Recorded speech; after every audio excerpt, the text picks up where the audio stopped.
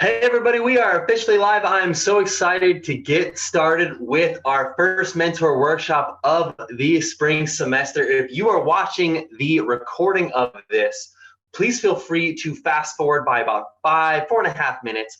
We will get started in just a moment. We're just starting 5 minutes early to allow our live attendees to join us. So if you're watching the recording, please feel free to fast forward by about 4.5 minutes. We will get started momentarily.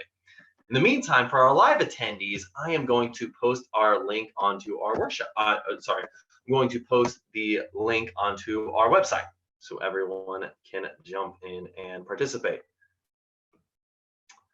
So, live streams. Alrighty, we are officially live. Awesome, I'm so excited to get started. I'm so grateful to have you all here as mentors. As I mentioned, we're going to get started in about 3 minutes, but I'm so excited to have you all here. Please feel free to introduce yourself in the comment section. We'd love to know who's here, who's watching, who's participating. Hey, Alice, thanks for saying hey. I'm just going to make a message in the comment area.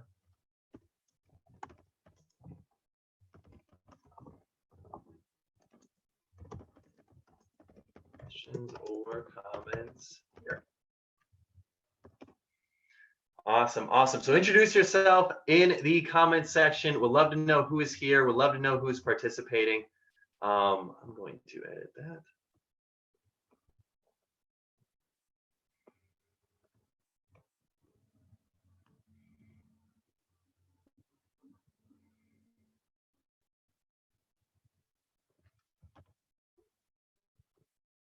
Awesome. We are going to get started in about 2.5 minutes. But thank you all for being here. And yeah, please introduce yourself. Would love to learn who is here, who's participating, and yeah, who's going to be here. And if you have any questions during this workshop this evening, please feel free to post them in the comment section. I'd love to answer them because I guarantee you, if you got a question, somebody else has a question as well.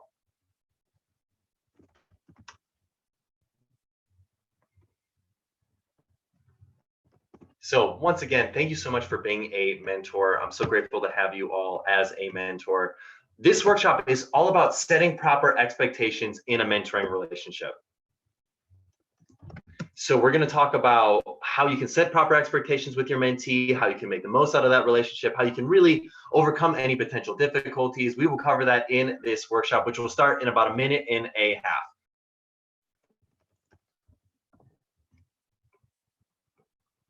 Awesome, everything is set and ready. So the best part about doing the live videos is just being able to see everybody and learn everybody's comments and just have everybody participate. It's so cool to see people being here and just building a community of mentors that are here. Hey, Gary, thanks for introducing yourself. Thanks for being here. Awesome, great.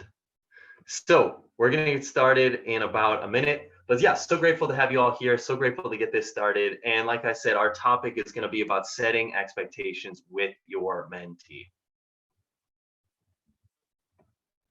And how you can go about doing that, because it's so critical. And then we'll cover some other topics like best ways to handle any issues with your mentees and how to help students with key issues they normally face, like finding balance or identifying a vision. We will cover that all during this workshop. So excited to get started. We're going to get started in about 30 more seconds. Thank you all for being here.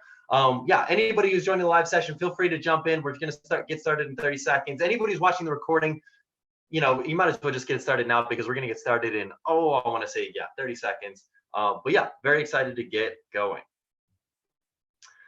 Please introduce yourself in the comment section if you are watching. We'd love to learn who is here. We'd love to learn, who are you from? And love if you can introduce yourself. It's great. What it does by commenting in the comment section, it helps build community in the mentor program, helps us kind of get to know other mentors who are participating. It's a lot of fun to just see who else is here, who else is participating.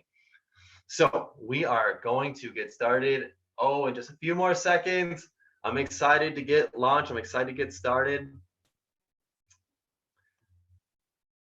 And we're officially live. It is 7 o'clock Eastern on this wonderful Thursday evening. Thank you all for being here. My name is Garrett Mintz. I'm the founder of Ambition in Motion. I'm the person who's helping facilitate the mentor program for your organization. And the topic of this workshop today is about setting proper expectations for mentoring relationship, the best way to handle any issues with a mentee, and how to help mentees with key issues they may face on a regular basis, especially as it pertains to finding balance and identifying a vision. So to preface, this workshop is going to be about 10 to 15 minutes long with about another 5 to 10 minutes of Q&A if you have any questions at the end. By the way, you should have had your first contact with your mentee by this moment in time. Hopefully you've already had your first conversation. Maybe you've had a second conversation. If you've not had one conversation, but at least you've been in contact, that's fine. But if you've not been in contact, if you've not heard back from your mentee and you've been matched, you've been introduced, please email support@ambition-in-motion.com and we can figure out your situation. I posted that in the description of this video. So if you're looking for that email, you can find it, copy and paste it there. So anyways, we are talking about things like setting expectations, the best way to handle issues with mentees. This could be whether they didn't show up on time, or if you felt like they didn't come prepared as you would have liked. They had maybe noise in the background and you felt like that was distracting. You didn't know how to tell them. Or they asked to reschedule on very short notice. All these things are very normal things. We're going to talk about how to overcome that during this workshop. So before we get started onto that, I want to jump into the 3 keys for success into this program. We talked about them before, but I really want to harp in on them. I really want to focus in on them because they are so critical. That is your strategy. That is your story. That is your state. I said them in reverse order of importance. Your state is the most important thing. Physically, where are you? You might have had a long day. It might be a rough Thursday for you. And if that's the case, that is completely normal. That is completely all right. But you should not let that impact you when it comes to your mentor meetings. If you're coming into your mentor meetings like stressed out or frustrated or mad because of something that happened at work or mad because of something that happened personally, if you come into your mentor meeting with that negative body language, even if it's over just the phone, they can tell via your vocal inflection. They can tell what's going on. They can tell that you don't seem like you want to be there, and that gives off bad energy.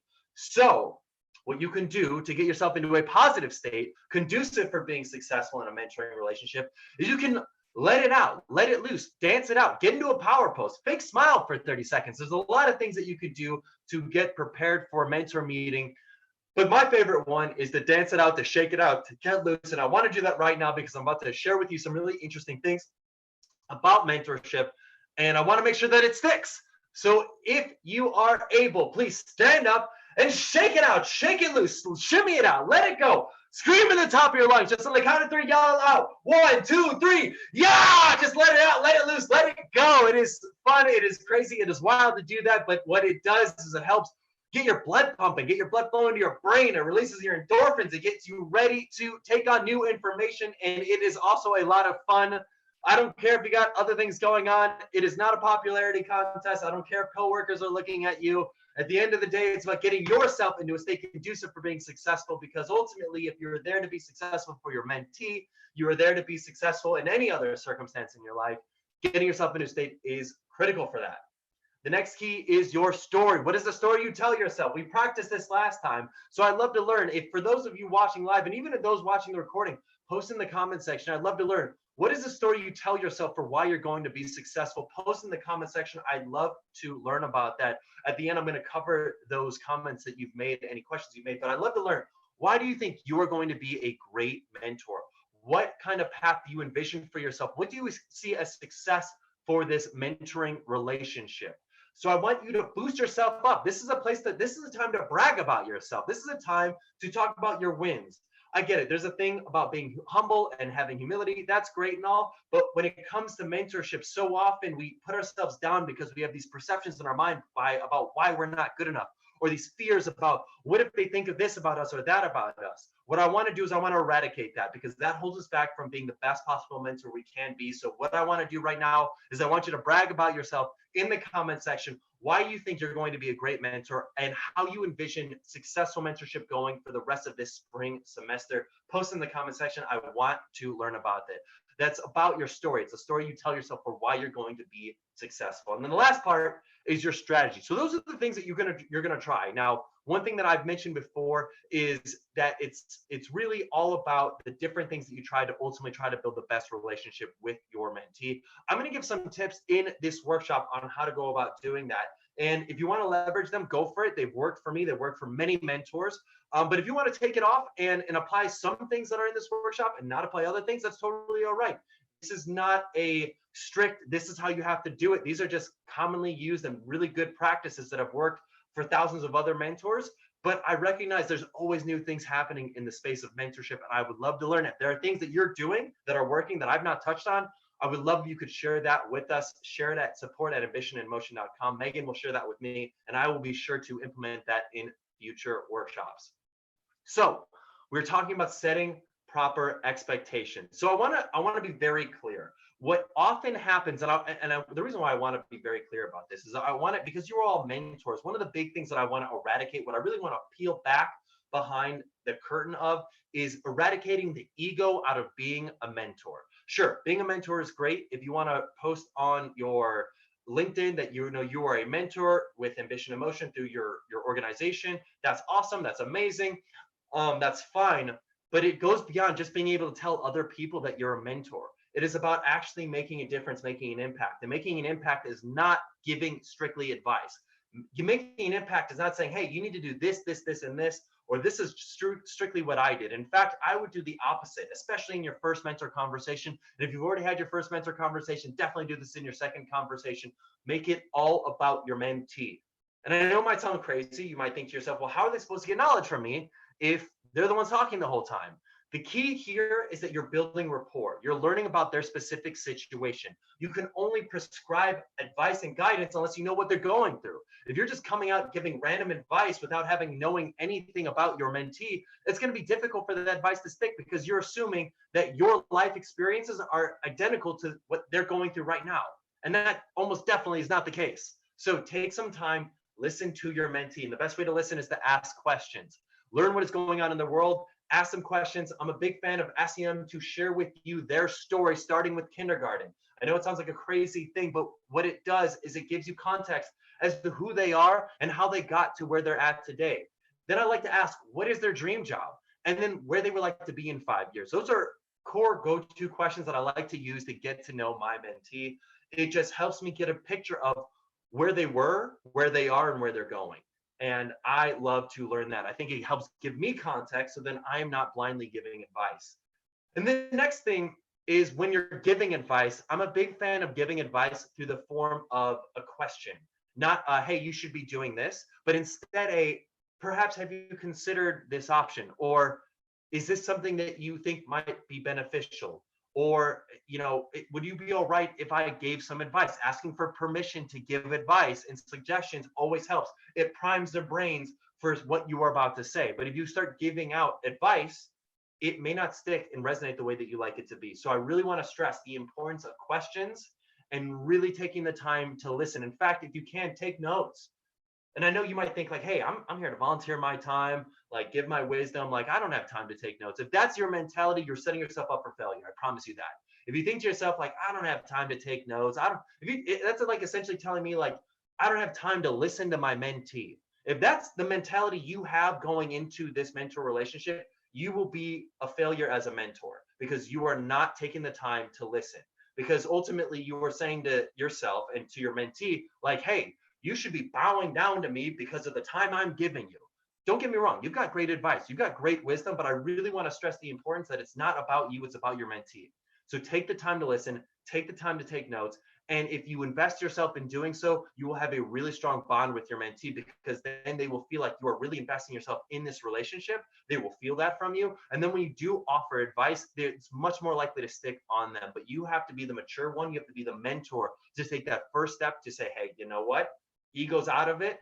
I'm just here for you to help you get to where you want to be. And sometimes that just means asking questions to learn about where they're at. Because so often, honestly, more often than not, a mentee knows where he or she wants to go or what he or she can do to accomplish his or her goals. It just takes questions for you to get it out of them. Like, have you considered this option? Are you thinking about doing that? Is this something that has crossed your mind? These are great ways to provide advice in the form of a question. So once you've learned your mentees information, their background, where they are, where they're going, what their past is, once you've learned that, ask them what they believe is the one thing they can work on now between right now and their next call with you that'll help them get closer to accomplishing their goals. So really what that question does is it creates urgency between this meeting and next meeting, because ultimately you don't want to say, hey, here's your homework. If you offer them homework, it's not likely to stick. It's going to be difficult for them to do, and it's going to feel like a pain to them. But if you say, hey, what is something you can do, put the ball in their court, say, hey, you give yourself your own homework. I want to be here to help mentor you. I want to help be a Sherpa and help Sherpa you up this mountain, but you got to set goals for yourself. And I want to help hold you accountable to the goals that you set, but I don't want to give you your goals because your life is your life. So ask them, what can they do right now between this conversation and our next conversation that they want to have accomplished by their next meeting? And, challenge them. If they give a really crazy, big, hairy, audacious goal, potentially say, hey, is there a bite-sized chunk that you could go about getting towards getting there? Even if you don't get this big, massive goal between now and in a month from now, that's fine. But is there something that you could work on that can help you get a little bit closer? Because sometimes what I'll see is a mentee will give a really big, crazy, hairy, audacious goal, which is awesome. These are amazing things to have. But because it's so big, so amazing, so crazy, so hairy, so audacious, it gives them almost an excuse to have made zero progress towards that goal. Because when they meet with you the next time, they may say, you know what, I didn't actually accomplish that goal.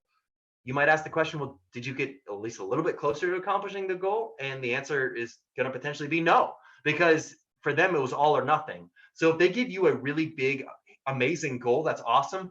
But encourage them to break that down into smaller bite-sized pieces, because ultimately, if they give you a big goal, but then they break it into 8 steps and they say, you know what, hey, I got 5 of those steps done, I'm missing 3, that's progress. That's great. That means they're working towards it, as opposed to getting 0 steps done and you feeling like, what are we spinning our wheels here? What are we doing? How can I help you get to this goal? How can I help you accomplish what you're looking for? So breaking down goals is critical. One thing to do is to ask for status updates within your meetings, and that's, with those breaking down goals into smaller bite-sized pieces, status updates can be really helpful for getting an idea of that. And status updates can be between meetings. Maybe you send them an email a week or two after your, most recent meeting, but 2 weeks before their next meeting to kind of say, hey, have you made progress on that? We'd love to learn how things are going. Those are a great thing to do, and it shows that you care. That's a really, really great step to being a caring mentor. Adjacent to setting proper expectations is handling issues. So if a student shows up late, or if you felt like they came unprepared, or if they had noise in the background and it was distracting and you didn't say anything, or if they asked to reschedule on short notice, or really anything that could have possibly frustrated you. By the way, that's, those are things that happen. We're talking about a lot of times college students here who are 18 to 22 years old. They've not fully understood proper professional etiquette quite yet, but it is 100% appropriate for you to set those expectations. Now, I want to be very clear about this. When you're going into an initial meeting with a mentee, if they come on and let's say they're 15 minutes late, if you immediately lambast them and yell at them and get mad at them because they came late, they're probably not going to show up to any other meetings. Plain and simple. It's a delicate balance of setting expectations without completely turning them away. My biggest suggestion for going about doing this is to build rapport first. If let's say they showed up 15 minutes late to a meeting, or they've got a lot of background noise in the meeting, or if you felt like they came unprepared, go through the meeting like normal, continue to have a conversation, work on building rapport. Have that conversation, let's say it goes for 30 minutes to an hour. It might even go longer than that. It might go shorter than that. That's okay. At the end of the meeting, say, you know what, I really enjoyed this conversation with you. And I love where you're going with your career, and I'm really excited to help you out. But I do want to, just make a quick note. I noticed that you came 15 minutes late, or I noticed that you didn't really have any questions prepared for me, or I noticed that there's some background noise in the background right now when you're talking. I'm so excited to help you out, but I want to, if you'd be okay with it, I love to set some expectations for future meetings. For future meetings, if we set a meeting time of 10 o'clock a.m., I'm expecting you to show up at 10 o'clock a.m., not 5, 10, 15 minutes late. And just because I want to make the most of our time. I've got a lot of things going on with my world, and unfortunately, I've got to cut off at 10:30. And so if you call in 15 minutes late, that gives us only 15 minutes. And then I'm not feeling like I'm giving you the most of your time, but it also is causing me to wait for 15 minutes and feel like I'm twiddling my thumbs and that you don't care. And I know that you don't care because I think that you're getting a lot out of this. So I've enjoyed this conversation. Have you? If they say yes, awesome. Then you say, here are my expectations for future meetings. Just lay it out for them. By that point in time, you built rapport, and as opposed to turning them away, you've gotten them to buy into this relationship and what you expect. Sometimes, more often than not, students have not learned professional etiquette because no one's taught them, no one's told them. This is a great opportunity for you to teach them and tell them through realistic opportunities and experiences, but while also building empathy and giving them patience, being patient with them, and not totally screaming at them, yelling at them, or firing them like as if it were a job. So this is a great opportunity for you to teach them. It's a teaching moment if they're not doing something that's up to par in terms of your professional etiquette. You can set the expectations right away. So by waiting to set the expectation, what you're doing is you're building rapport, and you are much more likely to have a stronger bond with them. So that is my, I guess, keys on how to handle potentially difficult issues with a mentee, and how to also set expectations with your mentee so then you are successful in the relationship. The last part of this workshop, and by the way, if you've got any questions about anything that I just mentioned, anything at all, post in the comment section. I will definitely answer it at the very end. So the last part of this workshop are key go-to questions. So one strategy you might be thinking of, or one question you might be having is, well, what are some questions I could ask my mentee to really help clarify some things for him or her? Sometimes I feel like I'm not asking the right questions. I'm about to share with you some really great go-to questions that I've developed over time that I really feel like have been really effective for two different things. One, for helping a mentee identify vision, and two, for helping them find balance. Those are two big things that college students and young professionals are going through right now. They've got to balance classwork, they got to balance the mentor relationship, maybe internships, maybe they've got a part-time job. They've got to balance a lot of things in their life. They've also are setting their vision about where they want to go with their life and their career. These are pretty critical questions that can really help them clarify that. And back to the advice I gave earlier, you can help them come up with their own answers and solutions through these questions. So for vision, for helping someone find a vision, I've got 5 go-to questions that really help them identify that. The first is, if this situation were to work out in the best way possible, what would that be? It's a great question to ask, because what it does is it gets them thinking about, well, where do I want to go? What am I doing all of this for? Like sometimes, a lot of times, mentees are following a path because they're just following the instructions. They're just kind of going through the motions. They're following what they think they should be doing, not what actually they want to accomplish. So by setting a goal, setting a target in mind, it helps them focus on something and where they want to go. The second question is, what is one thing that seems impossible, but with a little luck and a lot of work, just might be within reach? What this does is it helps boost the mentee up. What it does, it helps get your mentee thinking about, okay, wow, all these fears, I can kind of pull them down, because I think I could maybe get this. I might have to get a little lucky. I might have to put in a little bit of effort into this. But if I were to really work towards this, this is what I could accomplish. This helps them give you a realistic outcome for what they set for themselves. So as opposed to you saying to them, hey, what's a goal? This is a goal that you should be accomplishing. This is a great way of reframing that in the form of a question is, what is one thing that seems impossible, but with a little luck and a lot of work, just might be within reach? It helps them set their own goals for themselves. The third question is, what will you commit to doing today, this week, and this month? It helps them break down those bite-sized chunks. We were talking about those bite-sized chunks with those big, hairy, audacious goals. What can you do today? Like immediately after this conversation, what can you do? What can you do this week? What can you do this month? So by the end of this month, by the next time that we chat, what will you have accomplished? That sets them on specific goals. Those are things that you can take notes on. So then when you meet in the next time, you can say, hey, were you able to do X, Y, and Z? That gives you specific things to talk about. And if not, that's okay. It's okay. You can say, hey, well, what went wrong? Why did we not accomplish that? What can we do this month to make sure that that does happen? It helps reinforce your support of them. And by the way, those are great notes to take, because maybe midway through conversations, maybe 2 weeks after a conversation, but 2 weeks before the next conversation, you can send them an email and say, hey, what's your status on that? Were you able to accomplish that? It's a great way to stay in touch and show that you care. The fourth question is, who do you know that thinks big? This is a great question to ask because it gets them thinking outside the box. It helps them identify a paradigm of success, a role model for them to emulate. What it does is it shows them, okay, wow, here's someone who's doing something that's really cool. And we're all human. We're all human beings. We're all doing stuff that can be possible, can be feasible, even though some things seem absolutely absurd to me. Here's someone who thought big and actually went and accomplished it. I can be that way. It helps show them a path for where they can go and what they can accomplish. And the fifth question is, what in your life keeps you thinking small? Now, this is critical because this helps them identify who are the people that are pulling them back. I mean, I'm a firm believer that you are the average of the 5 people you spend the most time with. And unfortunately, if we're spending time with people that are making us think small, that are holding us back, it gets us thinking small and not realizing what is possible. One of the best parts of a mentor is that they can see something in you that maybe you don't even see in yourself. By asking this question, you can help them identify maybe people or things that are keeping them thinking small, and you can maybe provide some suggestions about how to eradicate those people from your life. I mean, if it's family, that's okay. I mean, how can you minimize that interaction? Because ultimately, people who think small and keep you thinking small are going to hold you back from what you can accomplish from achieving your goals.